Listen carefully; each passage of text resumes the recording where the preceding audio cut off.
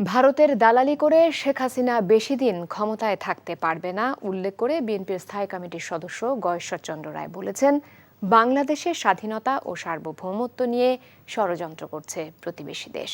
তাদের ষড়যন্ত্র মোকাবেলা করে আন্দোলনের মাধ্যমে দেশে গণতন্ত্র প্রতিষ্ঠা করা হবে বলে জানান তিনি।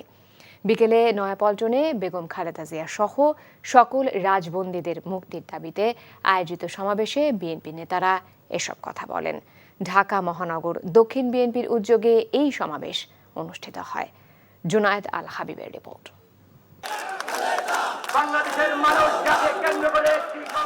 বিশ্ব মা দিবসে বিএনপি চেয়ারপারসন বেগম খালেদা জিয়া সহ গণতান্ত্রিক আন্দোলনে গ্রেফতার সকল রাজবন্দীদের মুক্তির দাবিতে রাজধানীর নয়াপল্টনে সমাবেশের আয়োজন করে ঢাকা মহানগর দক্ষিণ বিএনপি।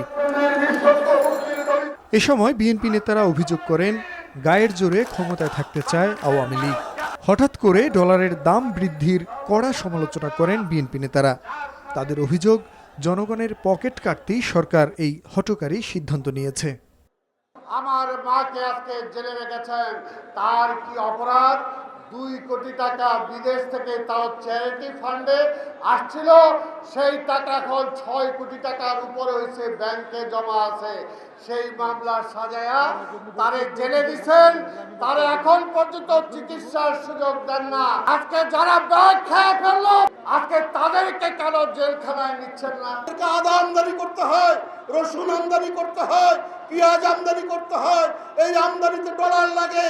এই ডলার কিনতে যদি এত টাকা চলে যায়, 7 টাকা বাড়া মানে কি আপনার একবারে যোগ ফলে এসে হাজার হাজার কোটি টাকা হবে। আপনি গরিব মানুষকে আরো গরিব করার সচ্ছল কি করবেন? ওদেরকে পদদলিত করছেন আপনি। ক্ষমতায় থাকার জন্য শেখ হাসিনার এখন দেশের মানুষের প্রয়োজন নেই অভিযোগ করে বিএনপি নেতারা বলছেন, ভারতের তাবেদারি করে বেশি দিন ক্ষমতায় থাকতে পারবে না এই সরকার। আন্দোলনের মাধ্যমে দেশে গণতন্ত্র প্রতিষ্ঠা করা হবে বলেও জানান তারা।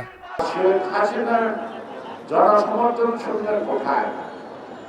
এবারে বলা দরকার নাই, কারণ জনগণের তো তার দরকার নাই, যার যাদের দরকার তারা তো আছে।